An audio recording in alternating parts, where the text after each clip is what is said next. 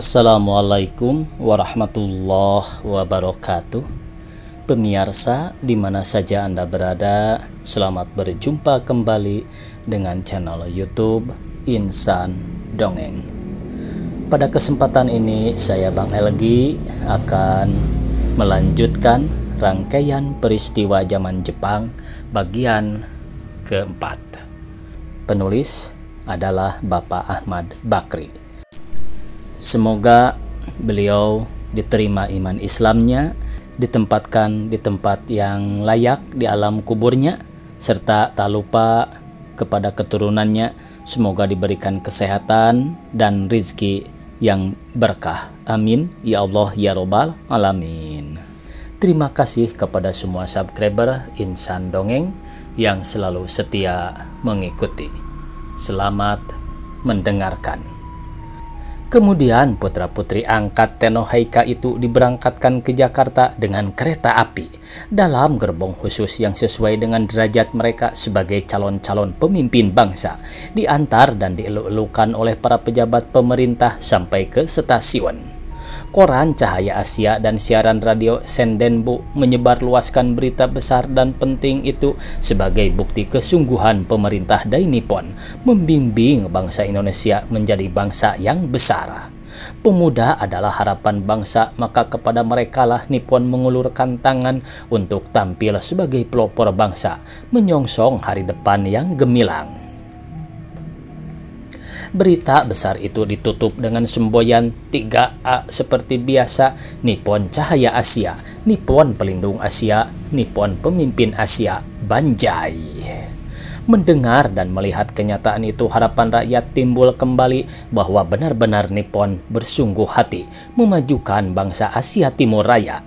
Untuk apa beratus-ratus pemuda-pemudi di seluruh pelosok tanah air dididik di Tokyo jika bukan untuk mengisi kemerdekaan kelak kemudian hari? Tidak sia-sia Nippon menjadi pemimpin Asia jika ada tindak tanduk yang menyinggung perasaan. Itu adalah tindak tanduk perorangan, lepas dari maksud baik pemerintah Dai Nippon. Jika Ken Petai memenggal leher tawanan-tawanannya di Hetzjansweg, itu adalah usaha mereka membasmi musuh-musuh revolusi, penghambat kebangkitan bangsa Asia Timur Raya, penghambat kemerdekaan Indonesia kelak kemudian hari. Wajar tiada revolusi tanpa risiko, tiada revolusi yang tak memakan korban. Di samping itu, pemuda-pemudi yang tak terpilih merasa sangat kecewa. Mereka merasa tersisihkan dan harapannya putus di tengah jalan. Urung niatnya menjadi pelopor bangsa, maksud hati memeluk gunung, apa daya tangan tak sampai. Tapi 2,5 tahun kemudian mereka termasuk yang beruntung. Mengapa? Putra-putra angkat Tenohaika itu tak pernah kembali ke tanah air. Menurut kabar, gadis-gadisnya bukan dikirim ke Tokyo untuk disekolahkan, melainkan ke Singapura dan bandar-bandar lain, dijadikan geisha-geisha atau wanita-wanita penghibur prajurit-prajurit Jepang yang singgah istirahat dari medan perang atau jadi gundik peliharaan perwira-perwiranya. Ngeri mengenang nasib mereka, gadis-gadis terpelajar, putri-putri orang terpandang dan siap menuntut ilmu di perguruan tinggi. Kenyataannya malah dijerumuskan ke dalam lembah kehinaan. Nasib mereka selanjutnya mungkin berakhir sebagai sampah masyarakat di rantau orang. Itulah buah dari gembar-gembor Sendenbu yang menjanjikan kejayaan bangsa Asia Timur Raya di bawah naungan Dai Nippon, yang menjanjikan kemerdekaan Indonesia kelak kemudian hari.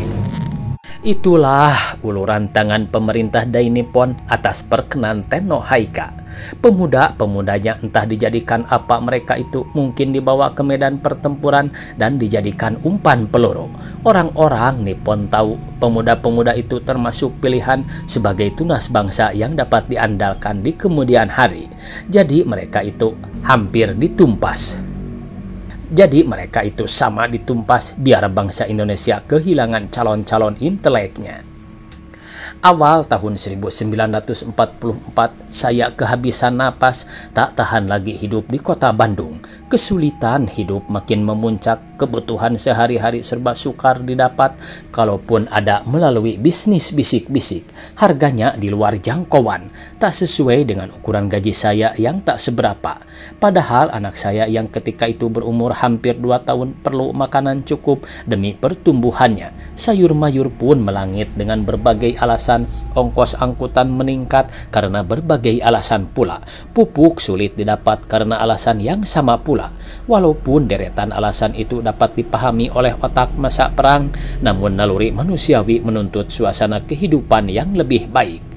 Tiada yang tak sulit kecuali santapan rohani yang disajikan oleh Sendenbu tentang kewajiban memenangkan perang suci, tentang kewajiban membantu bala tentara Dai Nippon demi kemerdekaan Indonesia kelak, kemudian hari, tentang rasa terima kasih kepada para pahlawan yang telah gugur sebagai bunga bangsa dan pecah sebagai ratna.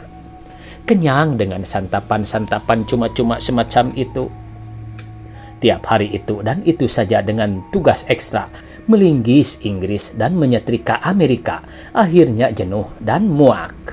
Karena itu saya memutuskan untuk minta berhenti dari pekerjaan dan pulang ke kampung.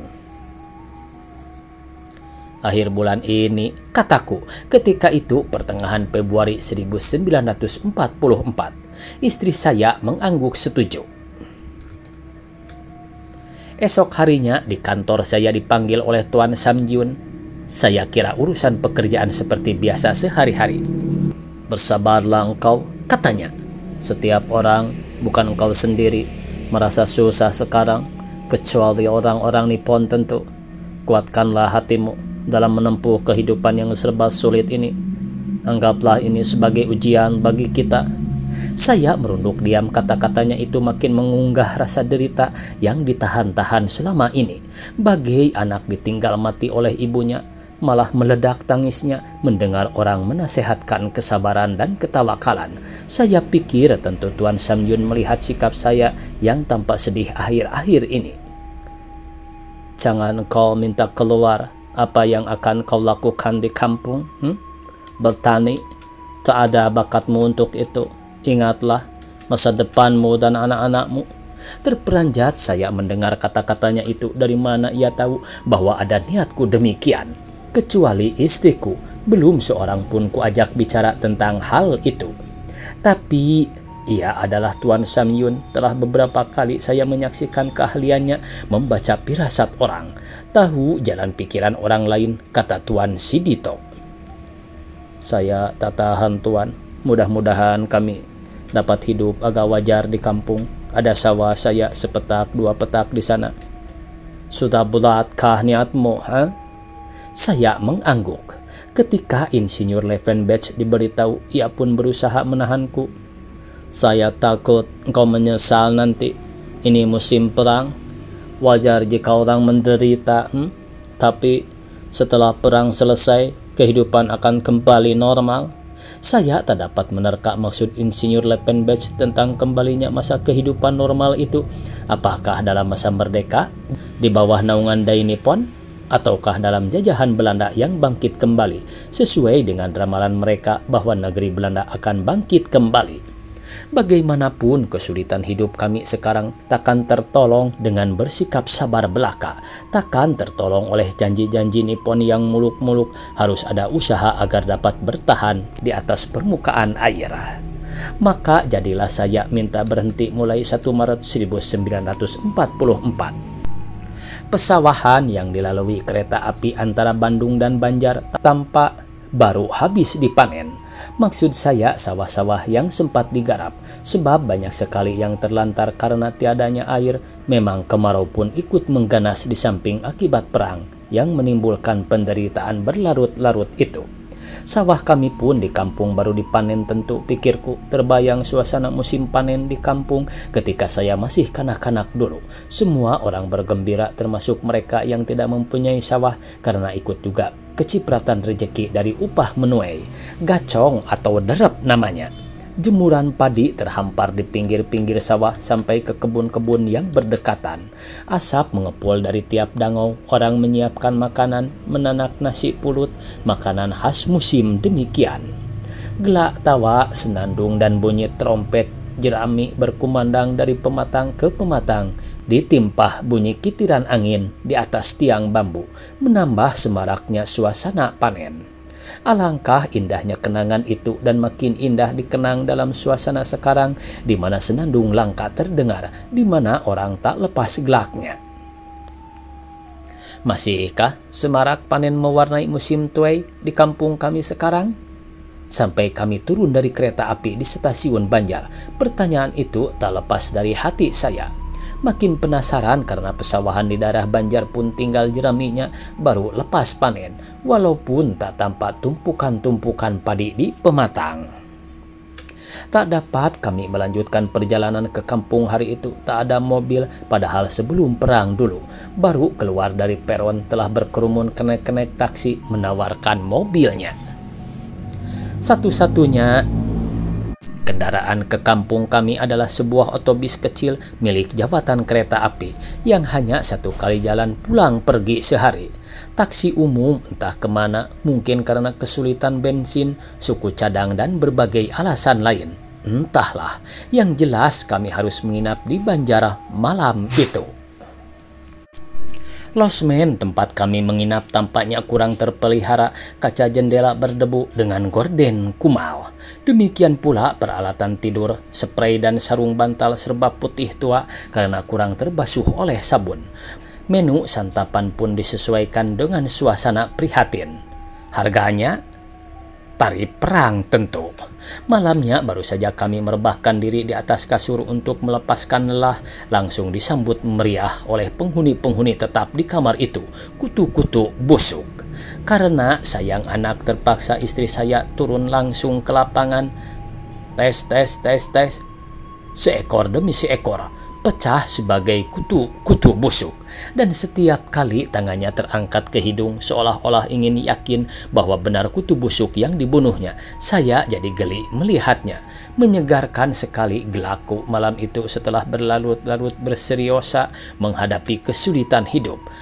Kalau Sendenbu menganjurkan untuk menyampaikan rasa terima kasih kepada para pahlawan yang gugur dalam perang suci, malam itu saya sangat berterima kasih kepada para kutu busuk yang telah mengorbankan jiwa raganya demi kegembiraanku. Tapi tidak, saya tak bermoktok atau mengheningkan cipta untuk kematian para pahlawan busuk yang berjasa itu. Esok harinya kami berbecak menuju tempat pemberangkatan otobus yang bertrayek ke kampung kami. Telah banyak calon penumpang berkerumun menunggu. Menurut perkiraanku, takkan termuat dalam otobus yang hanya satu-satunya itu. Macam pindang kami nanti, pikirku. 1/4 jam, setengah jam, 1 jam kami menunggu, belum juga otobus yang ditunggu-tunggu itu muncul. Padahal menurut jadwalnya pukul 8 berangkat dari Banjar. Jam karet, gerutu seorang calon penumpang. Temannya yang duduk bertopang dagu hanya mampu mengeluarkan bunyi demikian. Orang dalam kelompok itu mendadak latah. Apa artinya tulisan itu? Tuh, kata yang lain sambil menuding dengan telunjuknya pada papan jadwal yang terpampang di samping pintu kantor. Pukul 8, buktinya pukul berapa sekarang? Saya kira saudara salah baca, kata orang di dekatnya. Salah baca? Benar. Di situ tertulis pukul 8.00, jelas bukan? Jelas, pukul 8, kata si penuding. Pukul 800, kata yang lain tenang. Sekarang baru pukul 10 kurang 1/4, jadi 790 jam lagi, bukan? Senyum gemas serempak di sekitar kedua orang itu. Sabarlah, kata petugas kantor pemberangkatan. Mungkin sopirnya terlambat bangun. Kemarin lepas maghrib ia baru datang. Karena mobilnya mogok di jalan, trayek paling berat, sangat memeras tenaga. Mungkin, minggu lalu 2 hari berturut-turut tak jalan, karena kemungkinan yang macam-macam, omel seorang pemuda berpeci. Kemungkinan apa lagi sekarang? Mungkin si sopir itu sedang sekarat, terlalu banyak makan oyek. Mungkin Mabok bekicot, gerutu yang lain. Si petugas masuk ke kantornya sambil mengangkat bahu. Macam-macam gerutu orang, ada yang berterang-terang mengalamatkan omelannya kepada si penjol alias saudara tua sebagai penyebab segala kesulitan dewasa itu. Datanglah seseorang bersepeda tua dengan ban buta. Man, jurusan Rancah tak jalan hari ini, katanya. Si petugas keluar dari kantornya. Mengapa? Mesinnya mogok, tak mau hidup. Maunya mati macam bekicot dalam perut si penjol, omel seorang menumpahkan kejengkelannya yang memuncak. Masya Allah, Masya Allah, keluh temannya sambil menggeleng-gelengkan kepala. Menurut ceritanya, mereka dan beberapa orang temannya yang lain harus mengantarkan calon mempelai yang ditunggu kedatangannya pukul 11 untuk melangsungkan perkawinan. Padahal ketika itu sudah hampir pukul 10. Haruskah calon mempelai berjalan kaki sejauh 26 km? Dan mana mungkin dapat mengejar waktu yang telah ditetapkan? Si calon mempelai menghela napas lalu merunduk. Tak ada sepatah kata pun keluar dari mulutnya. Kembali si pinjol menjadi sasaran mulut-mulut usil, tontonan cuma-cuma bagiku, tontonan darurat di masa perang suci. Mari kita berjalan kaki bersama-sama, biar merupakan pawai pernikahan, usul seorang. Tawa dan senyum sedih macam tawa dan senyum orang yang sakit gigi, tawa dan senyum khas zaman pendudukan Jepang. Saya mencari 2 orang kuli untuk menggendong anak dan memikul kopor. Berjalan kakilah jadinya kami. Ini merupakan kemunduran berpuluh-puluh tahun, pikirku. Sebab sebelum tahun 20 orang berjalan kaki menempuh jarak itu. Mundur terlalu jauh. Apakah ini merupakan ancang-ancang untuk kemudian melejit setelah Indonesia merdeka kelak kemudian hari? Bosan akhirnya mengulang-ulang pemeo yang mentereng itu. Sepanjang jalan yang kami lalui yang tampak hanya kesan kekeringan dan ketandusan, semak-semak dan rumpun-rumpun ilalang kotor penuh debu. Tiada kehijauan yang menyejukkan pemandangan, kemarau yang berkepanjangan menyebabkan terlantarnya kebun-kebun. Padahal kebun-kebun itulah yang menjadi tulang punggung kehidupan rakyat di daerah itu. Boleh dikata tak ada sawah di daerah perbukitan itu, umumnya orang berkebun singkong dan kelapa. Tapi ketika itu tak tampak kebun singkong, semak-semak liar belaka yang tumbuh di kebun-kebun yang kami lalui. Dan pohon kelapa pun segan berbuah tampaknya karena kurang urus itulah. Kebun kelapa harus benar-benar terpelihara petak-petaknya dan bebas dari rerumputan.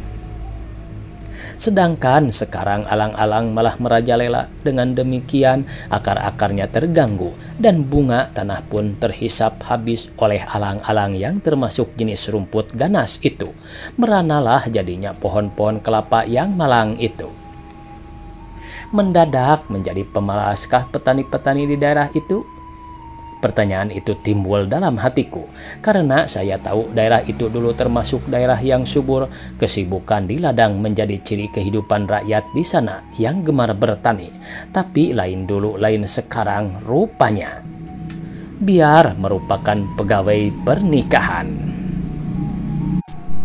Di Noong, di ujung perkebunan karet lemah nendet, ketua rombongan mempelai mengajak singgah ke warung. Berhenti dulu, kita melepaskan lelah, katanya. Bukankah saudara harus lekas sampai? Tanyaku sambil melihat erloji. Pukul 2 siang ketika itu. Sudah kepalang terlambat, mereka di sana tentu malum juga, katanya sambil melangkah masuk ke halaman sebuah kedai.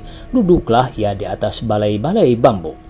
Tukang warung tampak tak acuh melihat kedatangan kami. Kurus dan pucat, ia duduk berpeluk lutut di balik meja kumal tempat dagangannya terpajang. Rebus pisang kurus-kurus sekurus pemilik warungnya sendiri, semacam kue talam yang terbuat dari aci singkong. Onde-onde juga terbuat dari singkong. Itulah dagangannya, tak ada yang membangkitkan selera.